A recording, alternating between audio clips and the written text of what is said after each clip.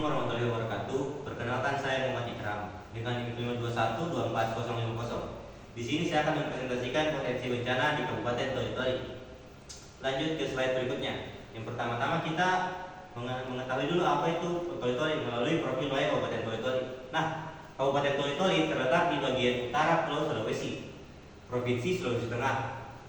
Dia itu memiliki karakteristik geografis yang secara fundamental membentuk profil resiko bencananya.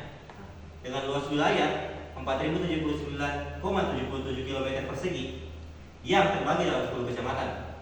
Wilayah ini berada di kawasan khatulistiwa yang kaya akan curah hujan. Topografinya itu bervariasi dari dataran rendah, pesisir, hingga pegunungan di interiornya, menciptakan gradien yang hidrologis curam yang dialiri oleh banyak sungai.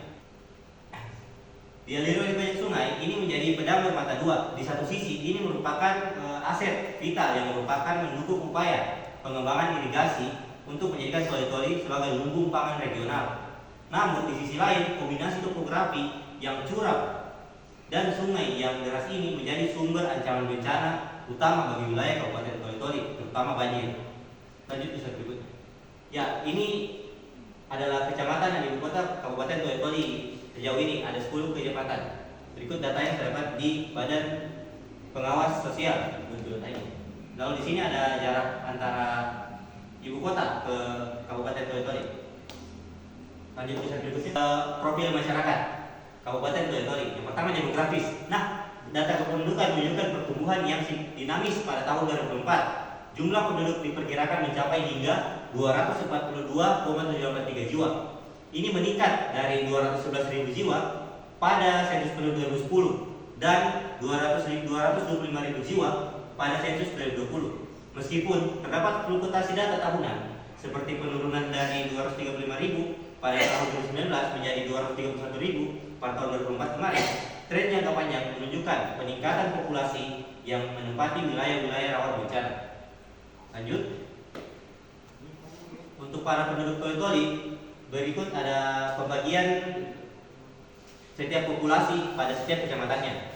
Yang kita bisa lihat di sini bahwa mayoritas populasi di Toli-Toli berpenghuni di Kecamatan Baolan, yaitu sekitar 30% dari total keseluruhan masyarakat tinggal di Kabupaten Baolan. Lalu dibagi ke kecamatan-kecamatan lain seperti Galang, Dampal Selatan, hingga ke Pasidono. Lanjut ke slide berikutnya. Oke, untuk agama nih. Agama di Kabupaten Toli-Toli itu memeluk agama yang beragam menurut kepercayaan mereka masing-masing. Berikut ini adalah data penduduk agama di Kabupaten Toli-Toli dari web yang saya dapat, web Badan Pengawas Sosial .id. Seperti yang bisa kita lihat di sini pada presentasi penduduk agama di Kabupaten Toli-Toli, 93% mayoritas memeluk agama Islam dengan jumlah sekitar 206.000. Sedangkan agama-agama lain itu ada Protestan yang sekitar 9.000 jiwa yang hanya menempati 4,4%. Lalu lanjut dengan agama-agama lain. Lanjut ke slide berikutnya. Pekerjaan nih. Pada Kabupaten Toli-Toli, masyarakat pekerja itu sangat beragam, mulai dari sektor pertanian hingga kepegawaian negeri sipil. Tegu. Ulang. Aman, cut saja itu. Lanjut, Jo. Lanjut, ulang. Selanjutnya ada pekerjaan. Nah, pada Kabupaten Toli-Toli ini masyarakat pekerja itu sangat beragam, mulai daripada sektor pertanian hingga kepegawaian negeri sipil. Berikut ini adalah data yang terbarukan terkait pekerjaan penduduk Toli-Toli pada web bps.id. Nah, pada persentase ini kita bisa lihat sendiri bahwa 30% dari penduduk Toli-Toli itu berusaha sendiri atau melakukan bisnis sendiri secara mandiri. Sedangkan 30% lainnya itu menjadi buruh atau karyawan. Sedangkan di bagi-bagi lain yang ada yang petani hingga pekerja keluarga yang dibayar. Selanjutnya kita lanjut ke berikutnya. Kita ke sosial budaya di Toli-Toli. Nah, masyarakat Toli-Toli memiliki lanskap sosial yang kaya dan menyeluruh. Sering diibaratkan sebagai miniatur Indonesia karena keberagaman suku, etnis hingga agamanya. Interaksi sosial antar etnis termasuk suku asli Toli dengan para pendatang seperti bangsa-bangsa dari Bugis dan Selayar diperkuat melalui berbagai mekanisme seperti perkawinan dan ikatan komunitas yang erat di tingkat rukun tetangga atau rukun warga. Kekayaan budaya ini tercermin di berbagai tradisi yang terus dilestarikan seperti lele gesat, sebuah seni pantulisan yang diakui sebagai warisan budaya tak benda pada Kabupaten Toli-Toli. Lanjut ada festival adat Mata Galuh yang menjadi simbol kebesaran masyarakat adat, serta ada tradisi masyarakat yang menekan pentingnya silaturahmi untuk menjaga kekompakan dan kerukunan warga. Lanjut ke slide berikutnya. Di sini ada potensi bencana Kabupaten Toli-Toli.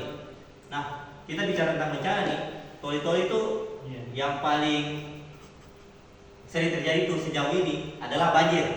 Nah, potensi banjir Kabupaten Toli-Toli itu sangat tinggi, terutama di Kecamatan Galang dan Bolan, di mana luapan sungai sering menyebabkan banjir parah, bahkan merusak infrastruktur vital seperti jembatan, jalur trans, hingga wilayah kritis lainnya yang menjadi langganan banjir. Nah, data lokasi rawan ini bersumber dari putaran bencana BPBD Toli-Toli yang menginformasikan resiko hidrometeorologi yang signifikan di wilayah-wilayah tersebut. Berikut adalah contoh-contoh banjir beberapa tahun kebelakangan. Kita lanjut ke slide berikutnya. Oke, di sini persentase terjadinya banjir. Dan bisa kita lihat di sini bahwa di Kecamatan Galang, Baulan, serta Pasir itu menjadi 3 teratas dengan potensi banjir yang tertinggi hingga saat ini. Nah, lanjut ke slide berikutnya, saya akan menjelaskan bagaimana hal itu bisa terjadi.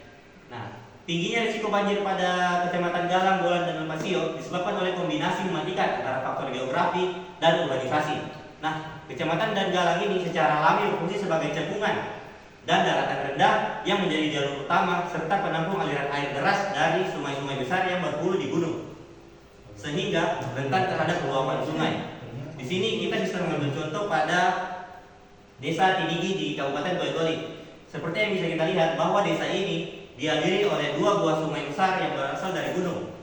Maka jika terjadi intensitas hujan yang tinggi, maka di sini akan air sungainya meluap dari sebelah sini dan sebelah sini sehingga mencapai desa ini. Oke, kita lanjut ke slide berikutnya. Berikut adalah potensi bencana berikutnya yang ada di Kabupaten Toli-Toli, yaitu gempa bumi. Nah, potensi gempa bumi di Kabupaten Toli-Toli bersifat sangat signifikan dan berasal dari 2 sumber ancaman utama. Pertama, wilayah ini secara tidak langsung dipengaruhi oleh pergerakan sesar Palu Koro, yaitu salah satu sesar paling aktif di Indonesia, di mana aktivasinya terbukti dengan memicu gempa guncangan yang dirasakan hingga ke Toli-Toli.